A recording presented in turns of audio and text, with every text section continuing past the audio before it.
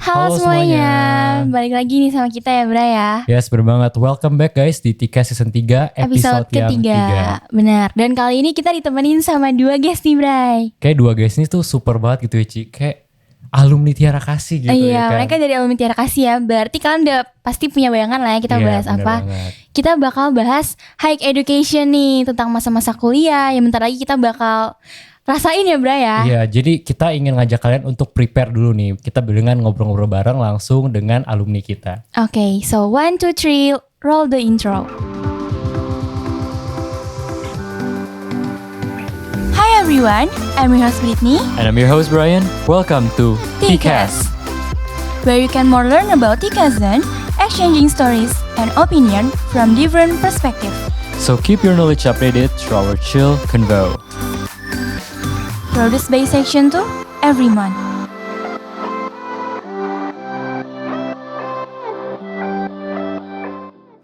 Oke, kayak yang tadi kita udah bilang nih Bray, kita ditemenin sama dua guest ya. Iya, dua guest. Coba nih guestnya mungkin yang udah bersinar-sinar kayak matahari nih bisa perkenalin dulu nih. Silakan kok yang pakai jakun. Dikerjain nih. Enggak. Kita pakai gue dulu aja. Apa? Pakai gue dulu gak apa ya? Iya gak apa-apa, santai aja kok.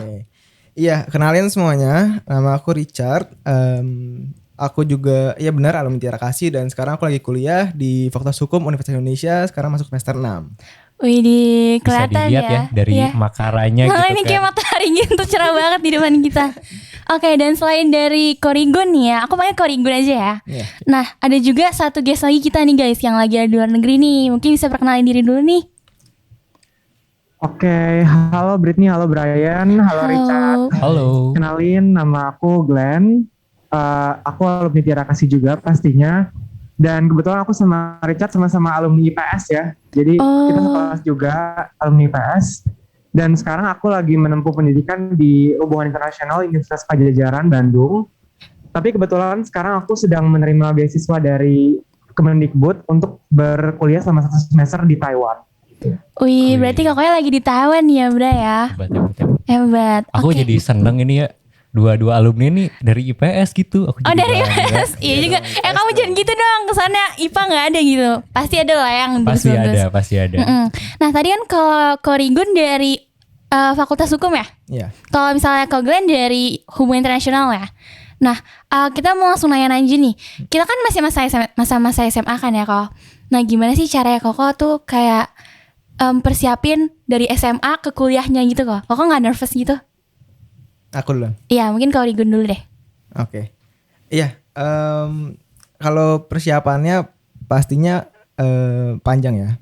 Dan mungkin beda-beda. Cuma kalau cerita aku itu aku mulai start dari kelas 11.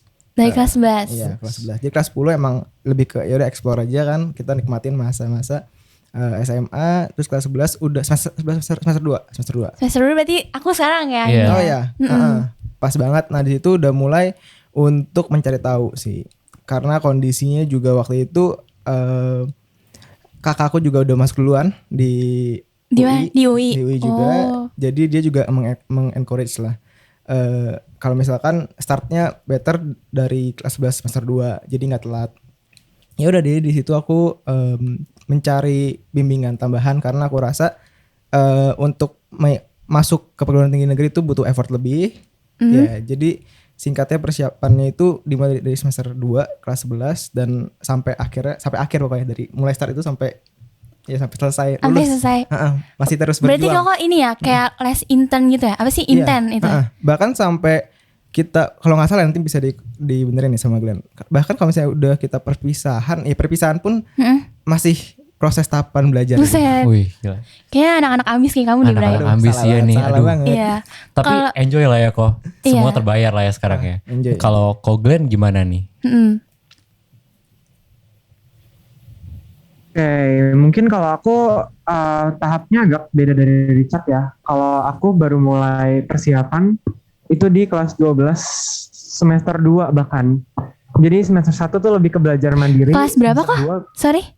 Kelas 12 semester 2 bahkan. Waduh, itu mepet banget dong. Mepet lagi ya. Iya, baru mulai ke bimbingan gitu. Tapi aku sendiri udah belajar mandiri dari kelas 12. Jadi emang waktu kelas 11 10 itu masih explore, walaupun aku udah tahu kan mau masuk kemana, tapi kayak masih banyak pertimbangan gitu loh sebelum milih kayak mau ke negeri gitu loh, karena aku masih consider beberapa hal, jadi aku baru fokus persiapan di kelas 12 gitu.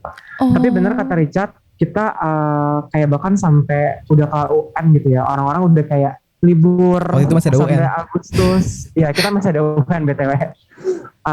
Jadi kita orang-orang udah libur, udah kayak gabut nih, nggak ngapa-ngapain, bener-bener kita masih kayak harus kursus ke tempat les kita gitu ya. Karena dulu tuh setelah UN kursusnya tiap hari gitu, dan itu dari pagi sampai sore gitu. Jadi emang quite exhausting, but yeah, you got the result right.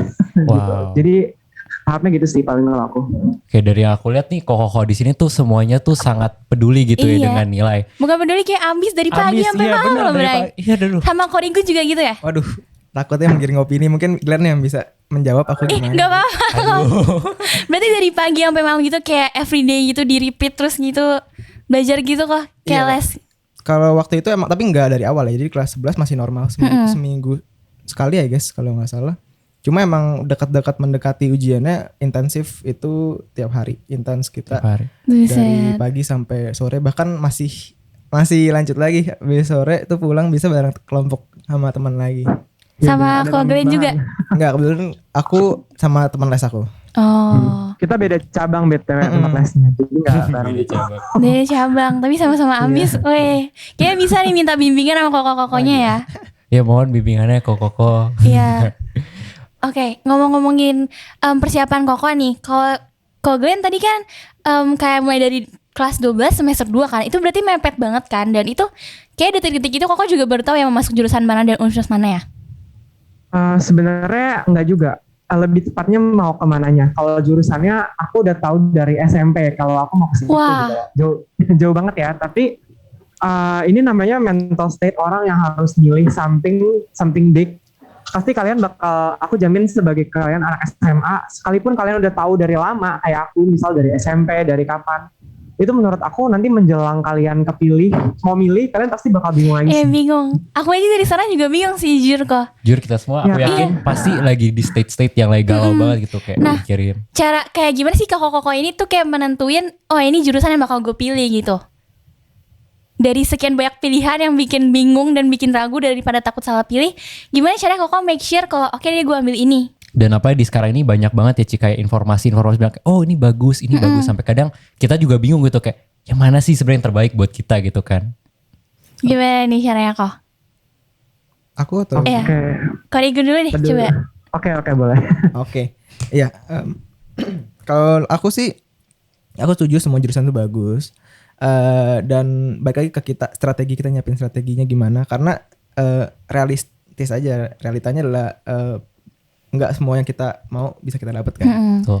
Jadi butuh strategi tertentu supaya goalsnya tetap dapat dan juga itu masih mencakup keinginan kita. Jadi mungkin yang pertama dari aku sih siapin backup lah. Backup, berarti kayak Backup, misalnya ada 2 jurusan yang mau dipilih gitu ya. Satunya lagi backup. Oke. Baik itu backup jurusan bisa tadi yang kamu bilang atau backup universitasnya. Jadi tetap kita usahain yang terbaik. Cuma kita nggak tahu di akhir gimana. Pun kalau misalnya kita udah yang terbaik, dapat nomor 2 itu juga tetap yang terbaik kan. Iya, Oke. yang penting dapat daripada nggak sama sekali ya. Benar gitu. Kalau Ko Glenn gimana nih Ko? Ya, aku pribadi juga dapetnya pilihan kedua ya di SBM itu ya. Tapi maksudnya apa ya? Jujur mungkin pas pertama kayak mikirnya, oh nggak pilihan pertama, gue gimana ya? Kayak kurang bagus gitu. Tapi kayak pilihan kedua pun tetap pilihan kita, dan maksudnya aku percaya itu udah jalan Tuhan juga gitu lah ya. Kita dapat pilihan berapapun itu udah doa kita gitu, doa aku gitu. Tapi bener tetap harus siapin backup plan sih, karena banyak juga yang kayak mereka nggak keterima negeri, let's say, terus mereka nggak punya cadangan swasta, nggak punya cadangan yang kayak apa ya, ke plan sih. Aku juga nggak nyiapin cadangan, kayak nggak bayar DP gitu loh. Cuman lebih kayak apa ya, udah punya plan dalam otak gitu loh. Jadi ntar begitu nggak keterima udah siap. Kadang-kadang orang nggak siap terima kenyataan gitu loh, yang kayak gue nggak dapet gitu. Jadi kayak mereka tuh nggak mau siapin backup plan gitu. Dan menurut aku yang paling penting kalau pilih jurusan juga, don't subscribe to other happiness, to other jurusan gitu. Misalnya orang bilang kayak ekonomi bagus, kerjaannya terjamin apa gitu-gitu. Tapi kalau kamu nggak enjoy, menurut aku ngapain kamu kayak ambil gitu loh. Jadi pilih yang bring joy to you, and then ya kebagian orang kan beda-beda ya levelnya. Orang senang di accounts, kamu belum tentu gitu. Jadi kayak ikutin kata hati kamu sih kalau kata aku. Jadi Oke. ikutin passion gitu ya. Iya benar. Benar. Kalau boleh tahu tadi plan pertama koko mau masuk di mana? Tadinya tuh selain hubungan internasional kan nomor 1 banget ya. Tapi tadinya tuh aku pengennya di UI gitu loh. Di Karena UI. alasannya consider dekat gitu kan ya. Tapi kan aku akhirnya pilih yang dekat juga. Unpad juga sebenarnya gak jauh-jauh amat ya di Bandung gitu. Unpad Tapi, juga not bad tadinya- kok. Unpad masih bagus Bagus juga ya lah, Bray. bagus kok. PTN Benar, juga masih ya bagus. kan. Bagus banget bahkan HI-nya gitu loh. Dan puji Tuhan masih dapat, cuman tadinya aku juga udah ada backup plan buat jurusan lain di UI gitu loh. Kayak misalnya aku tadinya hampir ambil hukum juga, hampir Oh kalau gitu bisa satu jurusan tadi ya kalau sama-sama keterima. Iya, tadinya. Cuman aku percaya apa yang sekarang didapetin udah sesuai banget sih gitu. Karena kalau aku nyasar ke jurusan lain nggak cocok deh gitu. Oke berarti Oke. yakin aja sama pilihan kita Iya, ya Bray. yakin dan coba lakuin yang terbaik gitu kan. Jujur aku penasaran nih kan Koko ini kan diterima di UI sama di Unpad. Jujur berapa nilai terakhir Koko pada inget gak? Iya. Buat bisa keterima di PTN yang tinggi itu. Itu Glenn dulu kali kalau masalah nilai itu Glenn lah dulu. Oke, jalurnya beda ya BTW. Richard ini kan simak masuk UI-nya, sedangkan gue masuk ke Unpad itu SBM ya. Jadi penilaiannya beda. Kalau simak nggak di reveal, kalau misalnya SBM di zaman kita di reveal. Tapi keep in mind nilai kita ini tidak menjamin nilai di tahun kalian bakal sama. Karena itu diadu sama teman-teman yang ujian bareng kalian kan. Jadi average-nya tidak akan berubah. Tapi kalau aku pribadi di tahun itu masuk HI Unpad nilainya 647. 647 rata-ratanya. Ya, rata-ratanya. Gitu. Kalau keseluruhannya berapa kok biasanya? Itu beda-beda sih. Jadi itu aku jujur lebih tingginya di pelajaran yang sosialnya. Jadi kayak misalnya sejarah aku 900. Buset. Ini skemanya masih sama ya? 900, Iya. gitu. Jadi nilai maksimal tuh kayak 1000 nggak sih, Cat? Jadi kayak pokoknya segitulah. Sekitar segitu. Wah, itu keterima di mana? Berarti itu di Unpad ya? Iya di HI Unpad. Kalau ke Regen gimana nih kok? Bukan nggak enak. Soalnya aku rendah banget gitu. Oh enggak wah. Saya lebih rendah banget dibanding Glenn ya maksudnya. Oh dibanding Glenn, tapi pasti lebih tinggi juga dibanding yang rata-rata yang lain kan berarti. Oh, ya waktu itu aku 615 dan nggak dapat UI segitu waktu itu. Oh, tapi bisa masuk gara-gara simak berarti. Iya, kalau waktu itu masuknya kalau Undip masih dapat waktu itu. Oh, hukum. Undip. Oh, kok tadi plan keduanya Undip ya? Sebenarnya kalau ngomongin plan banyak Maksudnya sih backup sebenarnya. plan-nya Koko yang kedua itu loh. Iya, aku Unif ada semuanya aku coba sebenarnya. Oh, semuanya kecoba. Iya. Berarti semuanya keterima atau gimana tuh, Kak? Iya, yang aku apply sih puji Tuhannya dapat sih. Oh. Kalau misalnya kayak misalnya Koko daftar PTN nih, itu bukannya maksimal kayak daftar cuma 3 kuliahan atau 3 jurusan gitu ya, Kak? Nah, iya itu aku sih daftar semua jalur masuknya. Oh, daftar semua jalur Semua masuknya. Ya, itu aku bilang tadi backup, aku benar se-backup itu kayak daftar semua dulu, ikutin semuanya. Iya. Ya udah yang penting peluangnya jadi banyak kan. Jadi nah kebetulan aku daftar dan dapat jadi Buset. akhirnya pilihan terakhirnya di hukum UI. Wih. Tapi jujur aku bingung tuh, itu gimana tuh kok cara maksudnya milih jalur-jalur pendaftar, karena kan banyak banget gitu kan.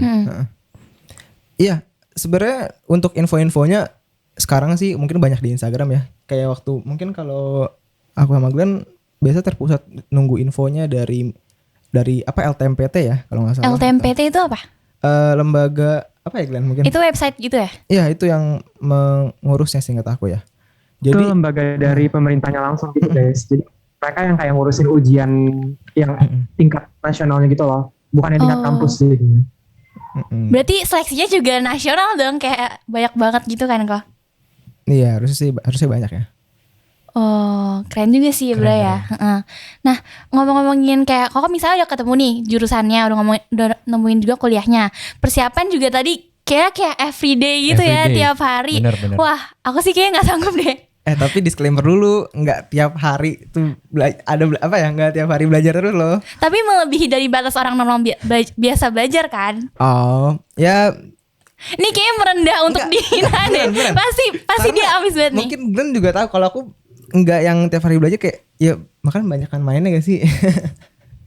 Duh, Glenn mungkin bisa klarifikasi nih supaya takutnya kamu nggak bias. By the way aku nanya, Koko ini dulu main juga nggak? Anak gamer juga nggak? Biasanya kalau cowok Aku main game iya, aku nongkrong juga iya. Beneran? Kalau Glenn juga? Balik lagi gini ya, prinsipnya mungkin beda kali ya. Kalau aku tuh lebih yang kayak tipikal serius yang kayak nggak bisa ngelakuin banyak hal bersamaan gitu loh. Menurut aku kalau Richard tuh bisa ngelakuin banyak hal bersamaan. Jadi kayak ya makanya dia bisa lebih enjoy gitu sambil belajar. Jadi yang dibilang Sambil belajar sambil main gitu kah? Iya, misalnya kayak dibawa fun aja. Jadi misalnya kita les sampai sore, Richard tuh bisa lanjut pulangnya kemana gitu misalnya. Wih. Mungkin kalau aku enggak gitu loh, aku bakal kayak gue capek, gue pulang aja. Iya beda-beda. Jadi baik kalian ya beda anak. modelnya gitu loh. Oh, tapi Benar. berarti walaupun seambis-ambisnya masih ada waktu buat main ya? Gak general Ya. itu full belajar kan banyak Iya, itu. Iya, ininya, soalnya aku liat kayak di TikTok atau nggak di IG I gitu see. orang belajar mulu kayak di time lapse gitu, bahkan time lapse-nya udah lama, apalagi reelnya gitu. Ya, itu kan kamera atau Oh itu kamera. tidak tahu Oh asli iya, gimana. iya benar juga Ya sih. bener ya Glenn ya.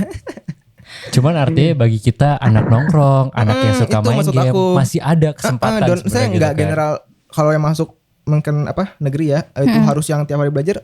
Enggak juga, cara belajar orang beda-beda. Menurut aku itu sih pesannya kayak enggak artinya kita harus luangin waktu semuanya buat belajar.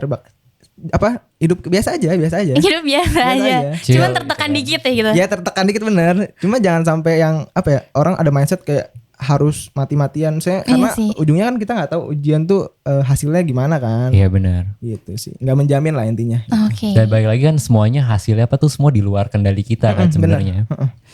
Oke, berarti Jadi bukan aku sengaja merendah, emang kenyataannya aku cuma based on my experience gitu. Oke. Nah, aku mau nanya juga nih kok. Kayak kan Koko udah keterima nih di jurusan itu. Ada gak sih yang kayak pas pendaftaran nih kan, apalagi Koko ngikutin banyak jalur-jalur pendaftaran nih. Ada gak sih yang kayak sertifikat atau apa gitu yang membantu supaya Koko bisa diterima gitu?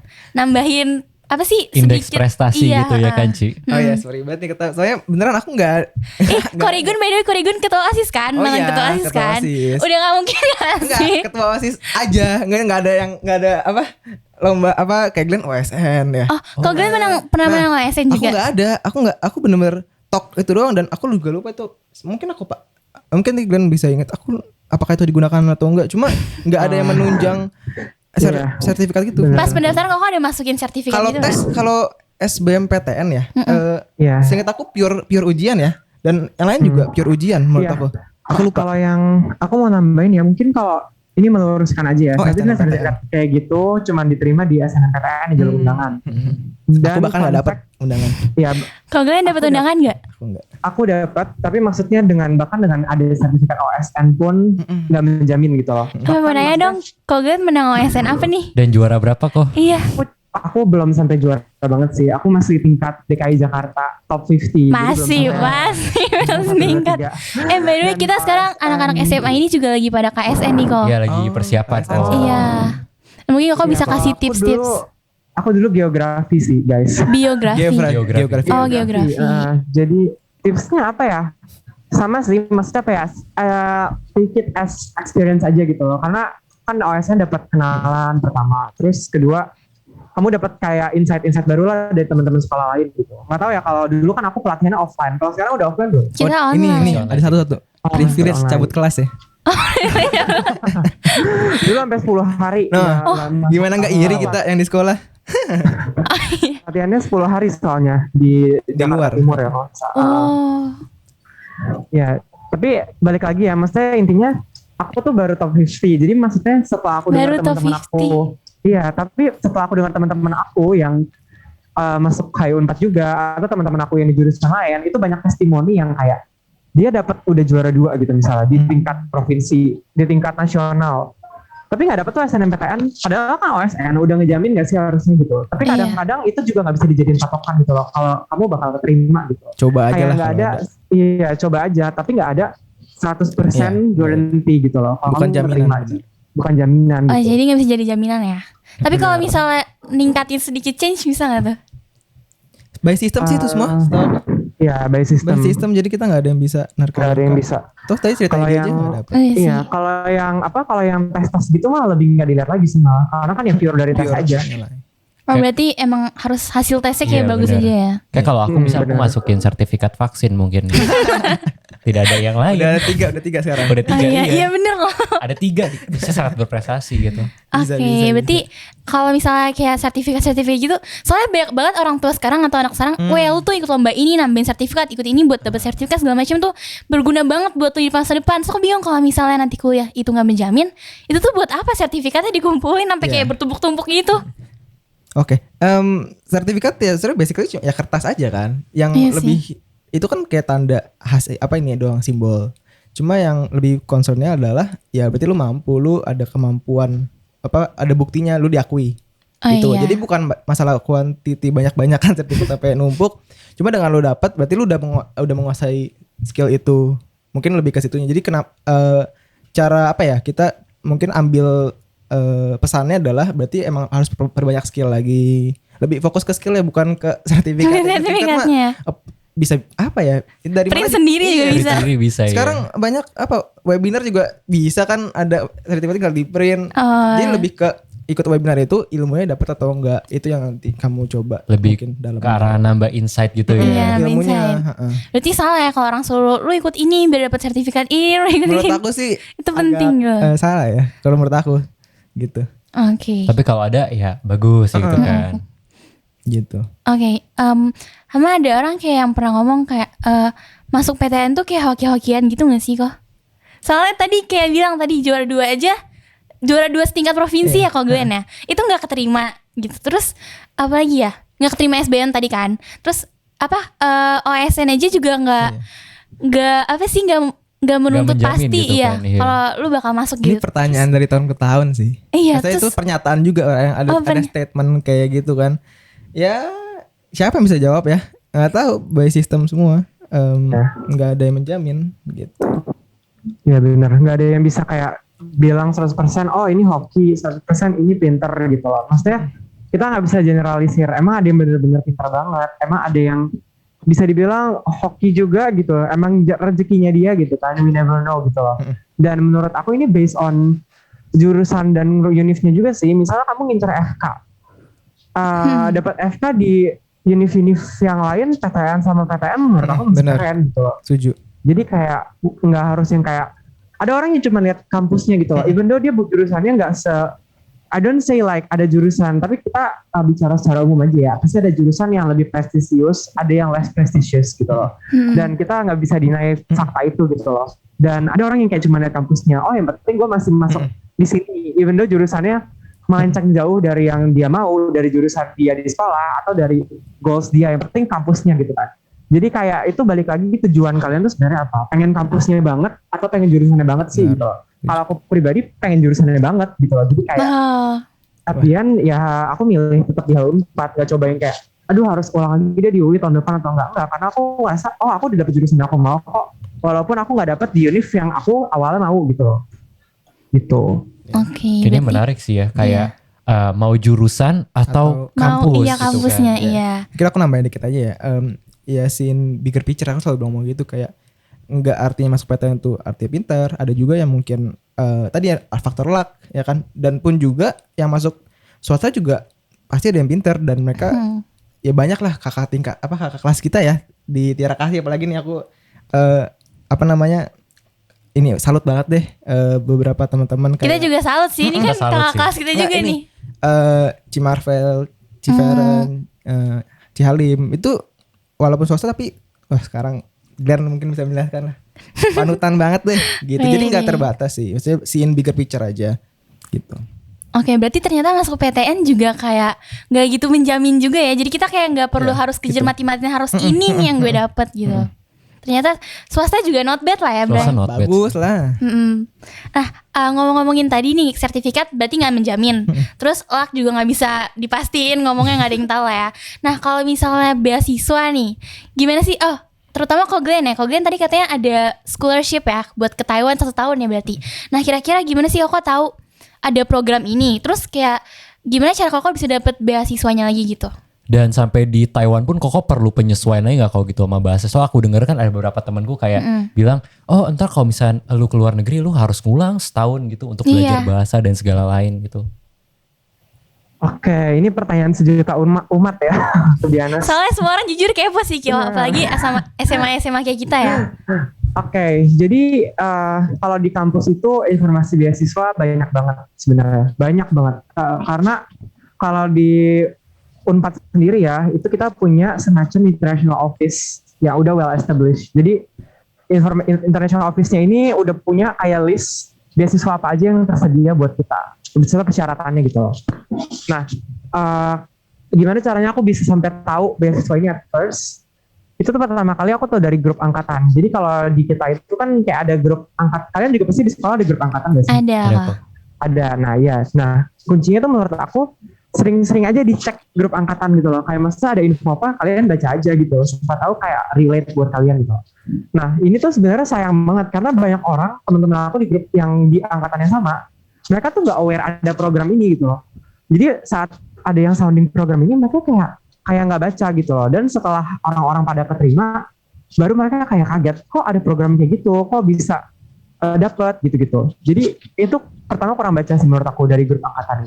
Jadi kayak menurut aku penting sih buat kayak cek info apa sih yang dikasih. Kalian bukalah tuh PDF-nya gitu, yang dikirim, linknya yang dikirim gitu. Karena banyak orang cuma kayak sebatas scroll gitu. Mungkin emang lagi bukan rezekinya juga ya buat lagi baca. Dan menurut aku juga beruntung lah saat itu aku aware gitu loh dengan adanya informasi itu. Dan kebetulan juga beasiswa aku di sini 1 semester ya. Jadi aku selama semester 6 aja di sini gitu. Oh, berarti kok sekarang semester 6 ya? Iya, sama kayak Richard. Jadi semester 6 harusnya tuh aku berangkat kemarin semester 5. Tapi karena lagi ada COVID-nya lagi tinggi lah ya maksudnya. Jadi kebetulan negara-negara di Asia itu kan ketat banget ya buat ngizinin orang datang. Nah, Taiwan ini nutup border lah gitu sama negara-negara Asia lain. Jadi aku baru bisa datang sekarang gitu. Terus kalau ditanya in terms of di Taiwan tuh gimana sih adaptasinya segala macam gitu-gitu ya. Nah ini tuh kan aku jadi international student. Di sini international student itu kelasnya pakai bahasa Inggris, 100% bahasa Inggris. Oh, jadi, bukan belajar pakai bahasa Mandarin kok? Bukan pakai bahasa Mandarin. Gitu. Iya. Enggak, karena ini program khusus dari Kementerian Pendidikan Kebudayaan Indonesia gitu loh. Jadi program pemerintah lah, antar pemerintah gitu. Nah, dan juga karena ikut international class itu nggak perlu HSK sih. Kalau kalian kuliah tetap perlu ya. Karena kan ya di sini ngomong Mandarin gitu. Terus adaptasi, ya kalian mungkin bisa dengar overheard kali ya. Ini ada orang ngomong Mandarin di BTW. Overheard dikit. Itu yang aku dengar di sini tiap hari gitu. Tapi struggle iya awalnya, tapi nggak juga gitu loh. Karena kan pertama udah dapet pelajaran Mandarin di sekolah 12 tahun. Satu. Shout out, terima kasih. Iya. Dan aku juga baru tahu ya ternyata nggak semua sekolah swasta provide Mandarin tuition di sekolahnya gitu. Ya, dan menurut aku, tapi balik lagi, no matter how long you study Mandarin, no matter how long you study something, bahkan 12 tahun, pasti ada upaya nggak sih kok? Iya, kalian kalau nggak tertarik atau udah nggak pernah dipakai, pasti ada lupanya kan gitu. Karena banyak banget gak sih, aku gak tahu ya di angkatan kalian gimana, tapi dulu banyak banget yang tidak suka dengan Mandarin di angkatan aku. Aku salah satunya. Nah tapi motif orang kan beda-beda ya. Aku tuh bisa dibilang suka karena aku ngerasa this is important gitu loh. Mandarin bakal jadi salah satu bahasa yang penting gitu.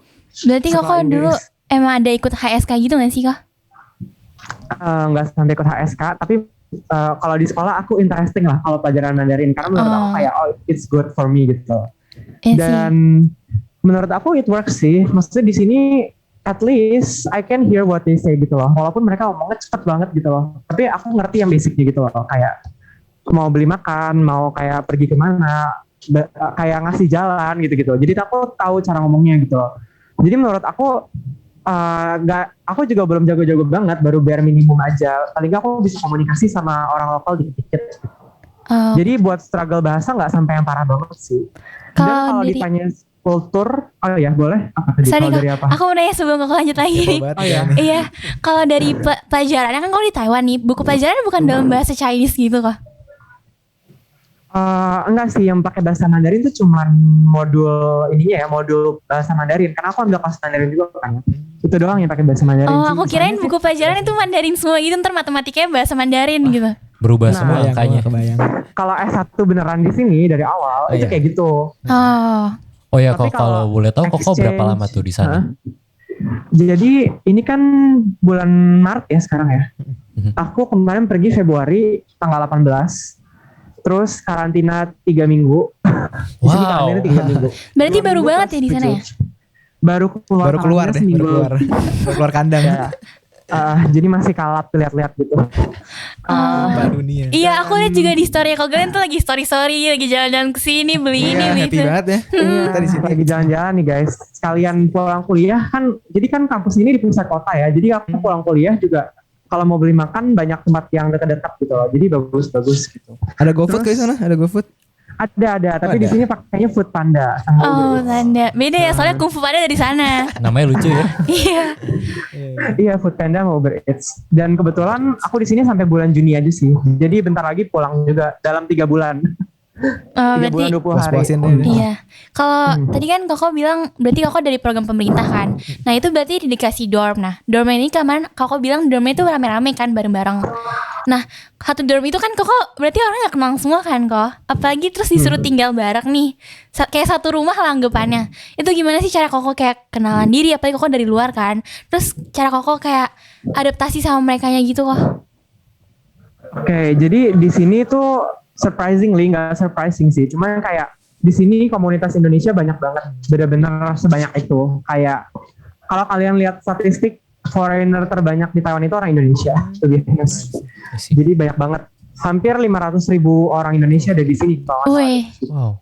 Jadi banyak banget. Dan di kampus aku sendiri juga komunitas Indonesia bahkan kayaknya nomor 1 deh, kayak overseas student paling banyak gitu loh, di kampus ini gitu. Jadi kamar dorm itu kemungkinan dapat sama orang Indonesia gede banget. Aku pribadi sama orang Indonesia dapatnya. Jujur ada pro consnya sih ya, pro kontra gitu. Kalau kalian sama orang Indonesia pasti lebih enak kan, karena Iya. ya mereka ngerti basically kalau ada apa-apa gitu loh. Kalian nggak perlu yang kayak Kulturnya udah pasti sama karena Iya. sama-sama dari nggak perlu, Indonesia. apa namanya, nggak perlu lost in translation kalau kata Taylor Swift. Jadi kalian nggak perlu kayak bingung gitu loh, ngangong-ngangong depan mereka mau ngomong apa gitu kan. Jadi itu positifnya. Tapi menurut aku kalau kalian blend sama orang luar itu enaknya kalian bisa belajar bahasa asing gitu sama mereka langsung gitu kan lebih bond gitu. Jadi bisa belajar lah bahasa asing gitu. Cuman kulturnya beda. Dan ada teman aku yang dapat sama orang luar itu culture shock sama kulturnya sih. Dan kayak lebih apa ya, lebih rentan untuk nggak betah gitu loh. Karena beda kultur aja. Misalnya mereka mau masak makanan yang bau atau makanan yang nggak cocok sama taste kita gitu loh. Di kamar kan nggak lengkap ya bau gitu. Atau kayak mereka pakai AC atau apa yang beda sama kita gitu loh. Mereka punya lebih dingin atau apa. Jadi kayak pasti ada kayak gitu kalau sama orang luar. Tapi aku pribadi sih sama orang Indonesia mostly. Jadi cenderung so far fine-fine aja sih gitu. Oke. Jadi kalau buat kita yang mau ke Taiwan pun kayak nggak perlu gitu takut ya, soalnya di sana juga masih banyak teman sebangsanya gitu. Iya, teman sebangsa. Benar-benar. Nah, ini tadi kan bahas masa-masa awal kuliah ya, dan udah keterima juga nih di jurusannya. Sekarang kita mau break dulu ya guys, dan kita bakal balik ke sesi 2. Kita bakal ngobrolin setelah masa-masa awal kuliahnya Betul. nih Bray. Kayak tugas-tugasnya apa aja sih, susah itu kan. Kerjaannya kuliah. gimana sih nyarinya? Udahlah, pokoknya kalian tungguin aja ya Ya, guys kalian sampai jangan ke dilema sesi dulu. Kita lanjut di sesi 2. Bye-bye. 2. Bye.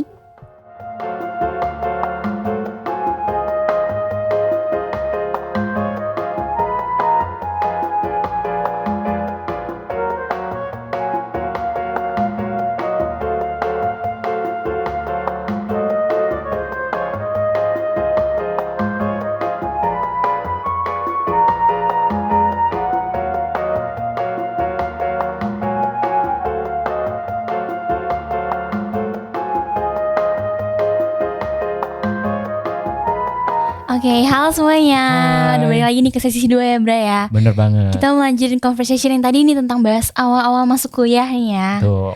Nah, tadi kan sebelumnya kita bahas yang tentang teman-teman di dorm segala macem, terus cara adaptasinya apalagi yang di luar negeri ya, which is kita tinggal sama orang kita nggak kenal. Bener. Nah, kalau lifestyle-nya itu gimana sih di luar negeri gitu? Mahal gak sih kata orang kayak lifestyle luar negeri itu mahal, susah gini, apalagi mungkin buat orang yang punya privilege uang yang lebih itu nggak masalah ya. Nah, kalau buat orang-orang biasa atau yang mungkin di bawah gitu gimana sih? Oke, ini ngomongin lifestyle ya. Jadi kalau lifestyle mungkin depends on gaya hidup kalian gitu. Tapi kalau aku pribadi ini kan kuliahnya di ibu kota ya, jadi di Taipei, di ibu kota Taiwan gitu. Jadi pastinya bakal lebih costed dibandingin kalau kalian kuliahnya di daerah-daerah yang kayaknya lebih bukan di ibu kota lah gitu. Tapi one thing yang aku masih highlight dari 2 minggu sejak aku baru masuk kampus kan minggu lalu ya, jadi aku baru hidup di kampus ini seminggu lah tuh biasa. Itu kalau kalian makan di kantin itu tuh benar-benar murah karena mereka itu ngasih harga kantin tapi benar-benar makanannya tuh banyak banget. Jadi misalnya harganya 50.000, kalian di sini 50.000 lah ya sekali makan. Nah tapi itu tuh makannya paling sehari cuma 2 kali karena porsi banyak banget kalau aku ya, karena porsinya banyak banget gitu loh. Orang sini makannya banyak, jadi kayak kalian beli 1 kali makan aja dari pagi sampai siang gitu misalnya, ntar sore ke malam bisa sekali lagi udah bisa gitu. Tapi ya balik lagi depends on lifestyle kalian. Kalau misal kalian makan yang kayak di mall atau yang kayak di restoran ya pasti mahal dong gitu. Tapi boleh lah sekali-sekali kalau mau coba gitu. Cuman kalau misalnya emang kalian mau ngirit di kampus bisa banget kok kalau di Taiwan ini ya, karena kantinnya banyak dan lengkap. Dan itu tuh isinya bukan cuma yang kayak food stall doang gitu loh. Mereka tuh di sini kan budaya convenience store-nya menjamur banget ya. Jadi 7-Eleven, Family Mart, itu tuh benar-benar banyak banget. Bahkan dalam kampus ada 7-Eleven sama Family Mart yang bukan sampai malam gitu loh. Dan di sana itu banyak jual makanan angetan gitu loh. Kurang sehat sih, cuman kalau in case kalian lapar malam-malam udah pada tutup, malas keluar, itu bisa banget beli makanan angetan gitu yang kayak dimasukin microwave. Dan makanannya enak-enak walaupun angetan gitu. Terus aside of that, iya lihat di Instagram kan ada yang kalau temen kamu katakan pasti kayak Sevel bla bla bla gitu-gitu. Di sini benar-benar kayak Indomaret ya, Sevel sama Indomaret Alfamart gitu. Di mana-mana ada. Dan kalau misalnya kayak tempat-tempat nongkrong juga banyak sih, kayak coffee shop buat ngerjain tugas, ada dalam kampus juga. Bahkan kayak sebatas burger chain shop itu juga ada, dan toko roti juga ada. Jadi kayak benar-benar semua ada dalam kampus. Jadi kalau mau ngirit, misalnya kalian nggak mau terlalu banyak keluar, mau pakai duitnya di kampus aja biar hemat, itu bisa banget gitu loh. Jadi soal lifestyle balik ke kalian sih maunya gimana gitu. Cuman kalau aku pribadi sih masih ngimbangin ya, kayak maksudnya di sini aku juga mau lihat-lihat, jadi aku kadang-kadang masih keluar juga gitu loh, nggak selalu makan di kampus gitu. Oke. Kalau Korigun gimana? Aku dengar Korigun sempet ngekos juga nih ya kok. Berarti manage uangnya sendiri dong. Beda kok ngekos ada masukan gak dari orang tua gitu? Ini buat lo jajan. Oh, ada dong waktu itu. Karena semester 1 ya, masih awal dan mingguan sih biasa. Jadi ya sebenarnya kayak sekolah di mana biasanya waktu sekolah sih aku kayak harian kalau seingat aku. Cuma ya kita lebih seru sih, lebih menantang. Lebih seru soalnya gak ada yang jagain kan. Gak ada yang jagain, manage-nya dan ya kebutuhan kita. Ya kita yang mungkin ada prioritasnya apa, kayak buku, kayak apa, kayak nongkrong, itu bisa kita sesuaiin sih budgetnya. Kan ada tuh biasa udah mulai merasakan tuh tanggal tua tuh. Indomie itu. Tek wah itu udah itu pasti. Ya tadi makan nasi sama telur doang. Itu pasti gitu. Enggak, berarti kalau dari uang atau dari gaya hidup segala macam pembiayaan hidup kita itu kita atur sendiri pinter-pinternya kita lah ya. Benar. Kalau misalnya dari time management nih, apalagi mungkin buat kuliah-kuliah yang udah sambil magang. Kayak kuliah sambil magang tuh malah makin padat ya jadwalnya, bukan lu magang doang tapi justru nambah lagi kuliahnya juga makin banyak. Kalau itu gimana nih? Oke. Kuliah ambil magang ya. Aku tuh sekarang magang iya, tapi itu juga startnya setelah ada pandemi ini kan. Karena Baru kok magang di mana? Aku di Glints, kalau tahu itu kayak portal buat ya banyak sih career development. Ada hubungannya sama hukum juga kan pasti? Aku udah pakai magang, ada yang hukum, ada yang non hukum. Karena ya aku pikir kalau magang pengen cari tahu aja. Terus di mana tadi aku lupa. Maksudnya tadi kalau misalnya Koko magang sama ambil kuliah itu pasti ribet banget kan? Iya. Time managementnya itu gimana? Pokoknya kalau waktu aku offline, waktu kan sempat ngalamin offline tuh nggak magang lah, karena pindah kelas aja udah makan waktu, pindah dari kelas ke kelas. Oh iya. Jadi emang waktunya full buat ini. Makanya jadi kayak pandemi ini mungkin blessing in disguise ya bahasanya.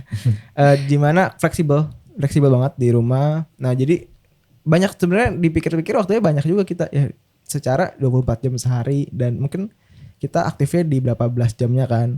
Kuliah mungkin ya nggak nyampe 10 jam kan. Nah, tipe kuliah bisa sambil rebahan gitu gak? Kayak setel aja terus tidur. Itu dia, itu pertanyaannya, itu bagus banget statementnya. Karena alasan aku magang karena aku nggak bisa sebenarnya stay di rumah, karena ya kuliah di rumah itu mungkin kamu juga ngalamin kan, sekolah di rumah tuh kayak gitu ya. Godaannya banyak banget. Jadi aku encourage diri aku supaya cari cara apa ya, bisa lebih fokus, bahkan jadi lebih fokus karena kalau di rumah bawaannya ngantuk tidur. Nah, kalau di luar tuh kayak pun multitaskingnya tapi tetap fokus gitu. Jadi itu alasan aku ambil magang juga sih, dan aku nggak ngerasa yang kayak overwhelmed karena aku dapet benefitnya dari kelasnya malah lebih fokus jatuhnya. Jadi dibanding di rumah tuh kayak ya udah. Iya, sampai Kamu main. juga ngalamin lah.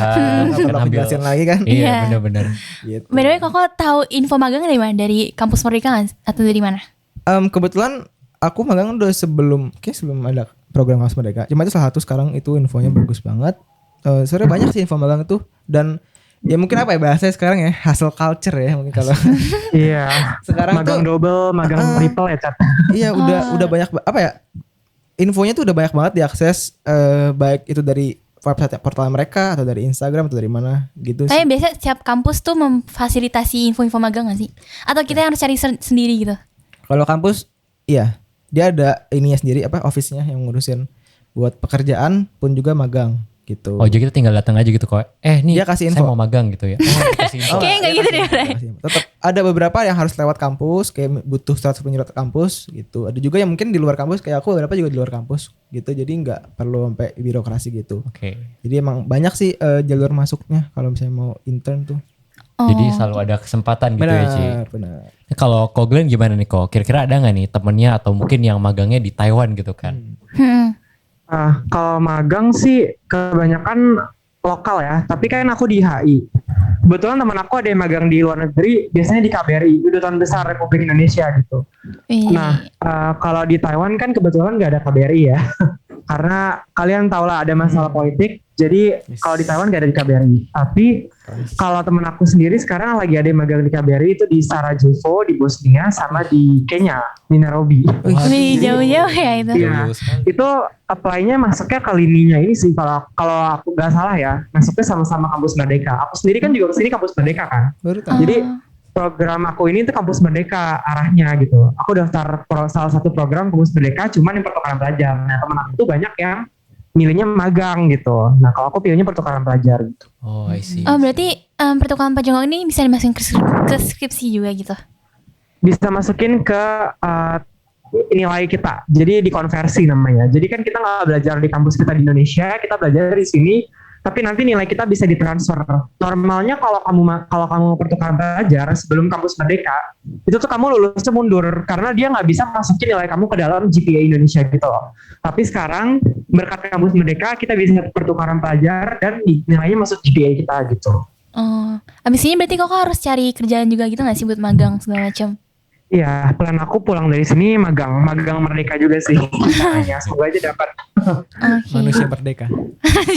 Merdeka. Oh ya Niko, aku juga mau nanya nih. Salah satu hal yang aku lihat di Instagram, di sosmed, di mana aku lihat tuh banyak banget kayak orang yang bilang kayak, aduh circle di perkuliahan tuh parah banget gitu ya kan. Kayak semuanya berkelompok. Udah gitu katanya ada yang bilang kalau masuk kuliah lu harus tentuin temen itu yang benar. Iya benar. Yang harus dari awal, jadi ke semester 1 udah temen lu itu pasti terus temen lu itu terus gitu. Iya gitu. Terus dia bilang kayak kalau Anda tidak pintar, Anda tidak punya kepentingan atau gak punya skill atau apa, udah siap-siap aja disingkirin, ditinggal gitu. Itu bener gak tuh kok? Berat ya pertanyaannya. Gimana nih kok? Ya, ya some kind tuh benar.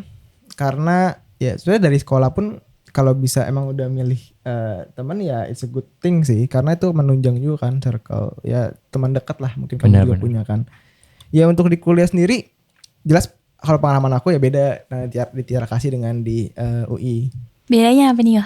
Ya bedanya dari kuantitasnya, lebih ke kuantitasnya. Karena kan di Tiara Kasih iya udah pasti selain itu ke selain itu. Itu kan terlihat tuh kok. Ya gak terlihat. Bahaya nih gue dipancing-pancing terus nih.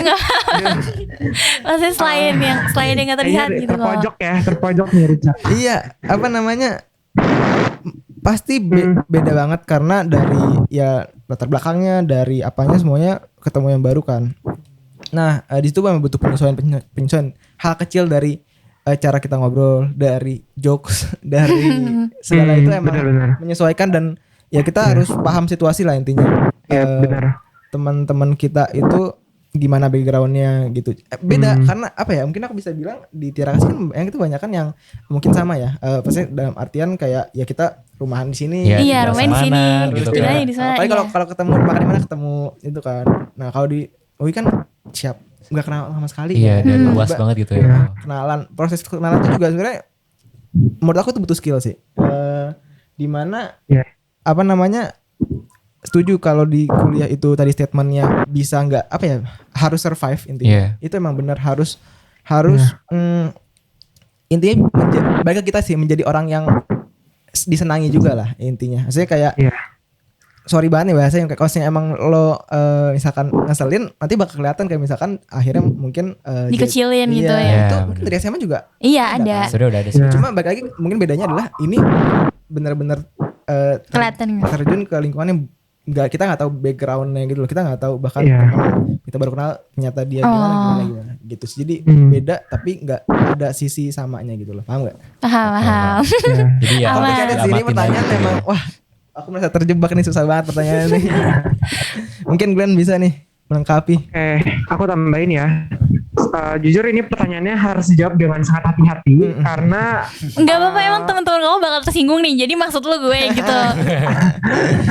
jujur pertanyaannya tapi emang harus hati-hati ya. Kenapa? Pertama benar kata Richard, spektrum di daerah Kasih kan ya we are private school, Itu dia. religious background school, jadi pasti backgroundnya religionnya mostly sama, culturally sama, dan socially sama gitu loh, secara sosial. Sedangkan kalau nggak di negeri doang sih ya, tapi itu stereotype dari private school student yang tend to see public uni as something too diverse for them gitu loh. Jadi kayak menurut mereka, wow beda banget, too diverse gitu. Padahal kalau cari swasta juga pasti ada yang bedanya lebih banyak Iya, dibandingin benar. Yes. sekolah swasta gitu. Karena kan uni swasta pun banyak dari latar belakang background gitu loh. Tapi bedanya kalau di negeri mungkin kan social statusnya beda banget. Ada yang kayak dia anak pejabat banget misalnya. Ada yang kayak enggak, dan kalian nggak bisa expect semuanya sama gitu loh. Dan maksudnya kayak kalau Richard bilang jokes atau apa, kita patut berhati-hati dalam kayak ngomongin jokes. Misalnya jokes itu bakal ofensif buat orang dengan latar belakang tertentu gitu loh. Kalian bisa bercandain di private school, tapi it's not a good thing in the public ini gitu loh. Karena kalian nggak tahu tempat jadinya kalau kalian bercandain jokes kayak gitu let's say. Terus kayak lebih apa ya, lebih ke belajar mengenai respect gitu. Kalian ketemu orang dengan beragam agama, beragam budaya, beragam strata sosial gitu loh. Jadi kalian tuh kayak harus bisa respect, embrace mereka gitu loh. Misalnya kayak aku sendiri belum pernah kedapetan kuliah offline di bulan Ramadan ya, karena kebetulan keburu COVID gitu. Tapi kalau misalnya harus itu, kalian harus bisa respect. Misalnya kalian nggak makan di depan mereka, itu kan little Hal things, kecil, benar. hal kecil, tapi kayak kita we don't realize it. We sometimes don't realize it. Jadi kayak kita kayak ya udah makanannya di depan dia kayak orang ignorance. Benar. Ini lebih ke respect sih, bukan kayak mereka minta kita untuk nggak makan depan mereka. Enggak, temen aku sans aja sebenarnya gitu. Cuman kita berusaha menghargai dengan nggak makan depan mereka. Itu contoh kecil aja sih. Terus kultur sama dosennya, kultur sama ya staff-staff di sana lah pasti akan beda sama kultur dengan di sekolah swasta gitu loh. Dan Iya, benar. apa ya, kalian nggak bisa expect yang kayak itu bakalan sama gitu loh. Jadi, tapi menurut aku in a good side, kalian bisa ketemu yang kayak teman-teman yang beragam background. Aku suka sih ya. Jadi aku tahu nih di agama Islam ini mereka menerapkan ajarannya gimana. Teman aku yang Hindu gimana. Dan kayak dari beragam daerah. Apalagi aku di Bandung ya. Jadi kan agak jauh dari Jabodetabek sphere gitu loh. Maksudnya udah beda lah. Walaupun Bandung itu cuma 3 jam. Tapi fun fact itu udah beda banget kulturnya gitu. Misalnya kayak mereka di sekolah negeri pakai baju panjang. Kalau di Jakarta masih pakai baju pendek misalnya. Even though kalian nggak pakai kerudung gitu misalnya. Ini social aspek ya gitu. Terus kalau misalnya ngomongin makanan gitu, ada istilah-istilah yang di Bandung beda sama di Jakarta gitu loh. Jadi kayak kelihatan banget gitu loh perbedaannya yang kalian bisa dapetin lah gitu. Jadi kalian lebih tahu gitu loh, dan kalian dapet perspektif baru. Menurut aku benefitnya itu sih, justru malah jangan takut. Jadi malah temenan aja sama semuanya. Jadi kalian tahu gitu loh kayak kenapa mereka kayak gini, kenapa kita kayak kita akhirnya at the end bisa temenan gitu loh. Jadi kayak unity in diversity, let's say gitu. Wih, bener. Keren. Tapi setuju sih ya. Kita jadi masa keluar pun dari sekolah ini kita Benar. jadi punya bekal baru juga gitu. Iya. Tapi kalau misalnya dalam nentuin kelompok nih, apalagi katanya semester berapa sih yang banyak tugas kelompok kayak gitu? Nah, Sekarang lagi banyak tugas. Ya kan, nah apalagi kalau nentuin teman sekelompok nih, itu berarti harus dari awal tuh harus cari temennya yang pas dong, yang at least dia rajin, dia mau kerja, bukan yang malas-malesan, Benar. nggak peduli sama tugasnya. Itu Iya, pasti benar. kita yang susah kan, jadi kita yang ngerjain tugas dia dong. Nah itu gimana sih cara kita, apa ya, cara selektif tapi kita bisa tahu nih dari awal. Soalnya kan kalau misalnya lu katanya kuliah udah ada circle-nya dari awal nih, otomatis kalau ada tugas pasti mainnya sama dia doang dong. Gak mungkin lu bisa narik circle orang dia udah ada circle-nya kan. Nah gimana cara kita bisa nentuinnya gitu loh. Oke. Mungkin jawaban dari aku sih ke ini sih, personal brandingnya. Personal branding. Iya, dimana ini semua apa ya, proses belajar sih, dimana kita menyesuaikan adaptasi. Cuma kalau misalkan ternyata kita selama menjalani perkuliahan itu, ya tadi dengan apa namanya, backgroundnya baik, ini ya kita akan bahasanya apa ya tadi, misalnya Bisa diajak gitu iya, ya. bisa Ko. diajak pun, bisa join itu. Kayak banyak orang pasti yang kayak Bener, ngerebut. tanpa Iya. pikiran kayak nih orang gini-gini free rider atau gimana gitu sih, lebih ke dari kitanya, kita fokus ke diri kita aja, nggak usah merhatiin kita harus ngikutin gimana karena kan pasti beda-beda. Sebenarnya dari kitanya yang penting kita ya bener aja, bagus aja intinya, sehingga nggak mengganggu, nggak membuat orang kayak jadi Merasa gak nyaman benar. gitu ya kan. Itu. Oke, berarti kita upgrade diri kita jadi Yes. biar orang lain juga yang ngeliat. Jadi Iya, bukan kita benar, yang nyari, orang yang nyari kita ya. Betul. Kerennya Oke. gitu ya. Iya keren gitu. Oke, nah tadi ngomongin kuliah nih Bra ya. Iya. Terus masuk masa-masa magang, terus bikin skripsi, itu tugas-tugasnya masa-masa kuliah itu susah banget gak sih, bikin stres. Soalnya aku lihat kayak di TikTok lagi nih, gain media sosial, itu orang ada yang bikin nirmana atau bikin apa kayak ampe Bertumpuk-tumpuk gitu kan ya. iya, terus sampai dari jam 6 pagi balik lagi jam 12, balik lagi muter gitu. Bahkan aku lihat sampai ada yang nangis-nangis gitu ya kan. Di Apalagi kayak semester dia baru bikin, terus kayak dosennya kayak wah ini coret. Nah, coret semua. Coret lagi. Udah gitu coretannya gak jelas lagi, gak bisa dibaca. Iya. Bener gak sih kayak gitu kerjaannya? Ibaratnya saham kan tuh benar terjadi. Maksudnya ya buat kita pasti ada ininya kan, based on mungkin risetnya mereka. Yang itu juga emang terjadi, dan kita yang harus siap aja dengan kondisi kayak gitu. Dengan nilai, misalkan nilai yang ternyata nggak sesuai ekspektasi kita, dan juga hal-hal lain lah intinya yang lo takutkan itu bisa terjadi. Iya. Lo siap aja dulu gitu. Tapi Mungkin berarti agak bener, susah ya. berarti bener kalau ada kayak tugas sampai yang bisa dikerjain seharian gitu balik lagi. Oh, kalau tugas seharian sih, kalau sepengalaman aku lebih ke gimana kita manage-nya sih. Gimana ya semuanya pasti sama kan, dan pasti dosen juga punya perhitungan atau gimana. Mungkin itu salah satu kasus aja yang seperti itu gimana. Cuma kalau sepengalaman aku masih ini kok, masih bisa kalau kita aturnya dengan baik. Apalagi itu kelompok pasti butuh banyak penyesuaian ya. Jadi kita semua sama-sama ininya, sama-sama kuliah, sama-sama pengen lulus, sama-sama pengen dapat nilai bagus, ya kita satu visi, dibikin ini aja, dibikin semuanya strategi simple. kita, pinter-pinternya kita lah ya, benar. time managementnya gimana. Dan itu juga nggak cuma kita doang kan. Kalau kelompok kan berkaitan dengan orang lain. Baiknya tadi yang aku bilang yang tentang personal branding, kalau misalnya kita udah oke dan mereka juga satu visi, intinya mudah-mudahan nanti untuk tugas nggak akan seberat itu kali ya. Mungkin kalau dari aku sih gitu, pengalaman aku gitu. Oke, kalau menurut Koko ada gak nih Ko di spill gitu tugas tersulit gitu Waduh. yang paling aduh nih bener-bener muter otak banget buat clear semua solve problemnya gitu ya kan, ada nggak tuh Ko? Mungkin sekarang aku lagi menjalaninya ya. Skripsi ya. Nggak, belum skripsi ya, aku belum skripsi. apa Ya itu? jadi kalau aku di FH itu lagi ada mata kuliah praktek di mana kita ini mood court, kita menampilkan, kita menjadi Sidang gitu ya. sidang. Nah, Oh jadi kayak simulasi sidang benar, gitu. simulasi sidang. Nah, ya perluan semua. Nah, itu kan orangnya banyak lah. Kita dibagi kelompok tuh, kelompoknya cuma dikit, jadi satu kelompok tuh sih banyak. Itu banyak banget fundamental. Bahkan kita sampai membuat peraturan. Kayak misalkan telat 1 menit denda 2.000. Dan kalau misalkan absen maksimal 3 kali. Kalau enggak masuk namanya, enggak masuk di tugas itu. Jadi ya kalau kita visinya sama-sama pengen lulus di matkul ini, kita sama-sama pengen dapat nilai bagus, ya harus ada suatu yang kita pegang kan. Harus satu visi. Gitu sih kalau dari aku. Kok dari Koglen gimana nih Ko? Oke, kalau soal milih kayak circle tugas ya, pertama pasti kalau di semester pertama kita nggak bisa menghindari mungkin teman-teman yang toxic, let's say, yang kayak ngilang, yang kayak nggak aktif, kita harus menghadapi itu. Mesti kayak menurut aku itu part of the process sih. Gimana cara kalian ngadepin orang-orang kayak gitu loh. Kayak bukannya menormalize ya, tapi kayak cara sikap kalian nanggepin itu juga nentuin kedepannya kalian gimana kalau ketemu orang kayak gitu lagi. Karena pasti bakal ada aja gitu.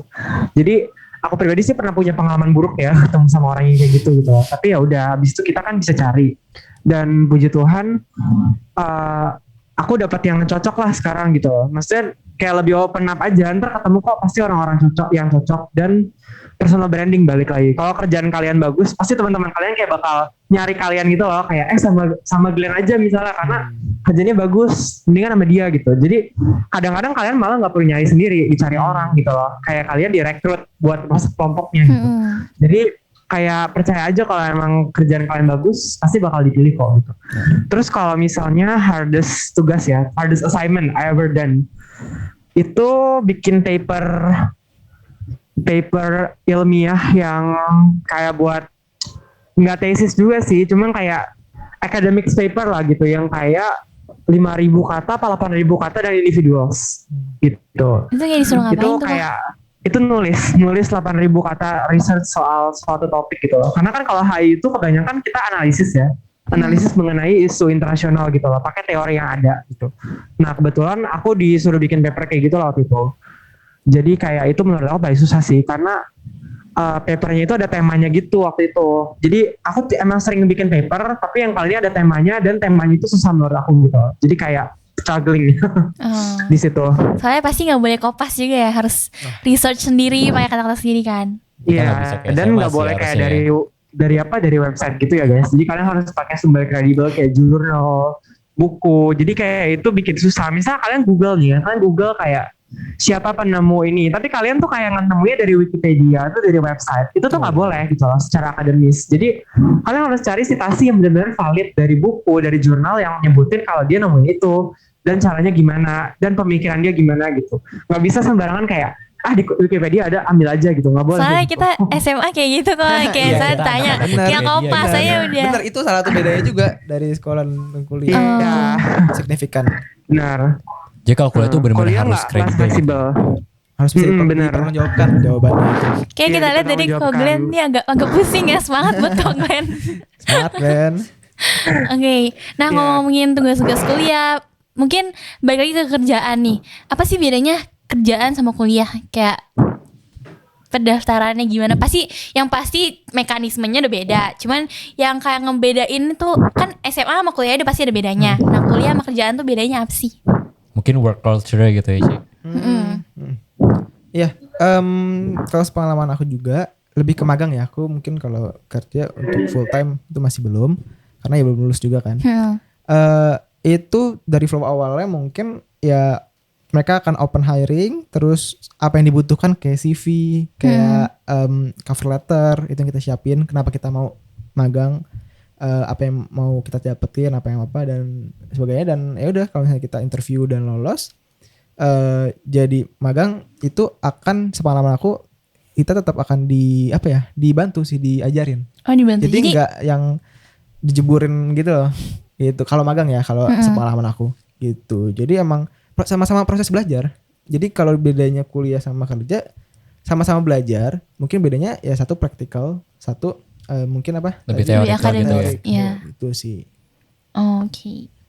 Mungkin ada satu question terakhir ya sih, Iya, ini spesial ini ya. Iya, aku mau nanya mungkin dari Ko Glenn dulu nih. Kenapa Ko Glenn dulu pilih sekolah di Tiara Kasih nih? Wah, Tiara Kasih. Iya. Gak ada briefing nih, gak ada. Dari sekian banyak sekolah, kenapa Tiara Kasih nih kok? Oke, pertama mungkin karena approximately rumahku gak di Semarang ya BTW. Tapi menurut aku approximately masih dekat lah. Jadi kayak masih accessible. Dari rumah aku gak mau jauh-jauh juga ya, karena Jakarta macet, bangunnya makin pagi Pak kalau soalnya kejauhan. Itu pertama. Terus yang kedua, ini personal value dari orang tua sih ya. Orang tua aku maunya sekolah Kristen gitu loh. Jadi kayak nggak mau sekolah yang basis sekuler atau sekolah umum lah ya, sekolah umum atau non Kristen gitu loh. Jadi akhirnya kita harus cari yang Kristen dan dekat gitu loh. Jadi cari-cari akhirnya pilih Tiara Kasih karena emang dengar beberapa testimoni juga sih dari tetangga gitu lah. Iya, soalnya di Bojong, rumah aku di Bojong ya, daerah Rawabuaya. Itu tuh banyak juga yang ke Tiara Kasih kan. Jadi kebetulan dulu ada yang setahun di atas aku, itu cutting kita juga sih, namanya Aldo. Kalau kalian tahu itu rumahnya dekat banget sama aku. Dan dia udah masuk, ya Aldo Sehat di UI juga tuh. Dia udah masuk Tiara Kasih dan duluan kan ya. Jadi kita kayak ortuku nanya-nanya ke mamanya gitu loh. Dan akhirnya kayak, oh iya boleh di situ aja gitu daripada jauh-jauh. Karena malas juga kejauhan pagi segala macam. Dan mau carinya value Kristen kan gitu. Plus another thing, gereja yang afiliat sama Tiara Kasih itu dekat rumahku. Jadi kayak orang tua aku tuh kenal gitu sama pendetanya gitu. Pak Adi kalau kalian. Oh iya masih ya. Iya. Jadi itu gerejanya benar-benar 2 gedung dari rumahku. Jadi dekat banget sejalanan gitu. Jadi kayak kita udah tahu keluarganya Pak Adi gimana gitu loh. Oke. Kalau misalkan Ko Richard gimana nih? Gimana ya? Aku mungkin gak se-complicated ceritanya Glenn kali ya. Soalnya aku dari apa ya? Dari KBB apa? KB. Oh, kau kan dari playground di sini. Tiara Kasih garis keras. Nggak, tapi beneran. Ya untuk faktornya kenapa Tiara Kasih? Yang pertama faktor orang tua ya. Mungkin dengan segala pertimbangannya. Terus juga ikut kakakku juga kan dari Tiara Kasih. Dan mungkin dirasa emang bagus. Jadi dilanjutin aja terus sampai aku juga sampai dari KBB sampai SMA berapa tahun tuh? Kayaknya masih banyak kan hidup aku di Tiara Kasih deh. Iya. Iya, jadi ya mungkin tetap kenapa bisa stay terus sampai akhir ya karena juga aku merasakan manfaatnya pastinya. Apa nih benefitnya kok? Waduh, benefitnya banyak pastinya ya. Intinya sampai aku bisa sekarang isinya di Tiara Kasih. Gila. Ini Gila. Gak sponsor. Tapi beneran. Proses belajar di sini dengan guru-gurunya sama teman-temannya itu pastinya ngebentuk aku sampai sekarang sih. Gitu. Benar. Setuju. Oke, mungkin dari perbincangan kita tadi nih Bray, semoga kalian yang nonton nih dapat manfaatnya juga tentang masa-masa kuliah. Apalagi kita SMA sekarang ya lagi bingung-bingungnya milih jurusan, bingung-bingungnya kayak mau kuliah di mana sih, harus gimana. Kita harus mulai ambil inisiatif buat mulai prepare something juga gitu ya Ci. Kalau bisa mulai dari detik ini juga, dari abis nonton podcast ini nih, langsung cari-cari nih. Ya buka laptop ya silahkan masuk ke website-nya gitu ya. Iya langsung daftarin aja semua deh, ikutin semua bimbingan. Barangkali nyusul jejak koko ini gitu ya. Iya barangkali kayak dia nih. Ya kan? Iya benar. Oke mungkin segitu aja ya dari kita. Kira-kira dari Korigun atau Koglen ada yang mau disampaikan nih ke Tikazen? Mungkin tips atau trik gitu milih jurusan kuliah nih terakhirnya gitu. Glenn dulu. Oke, silakan kok Glenn. Oke.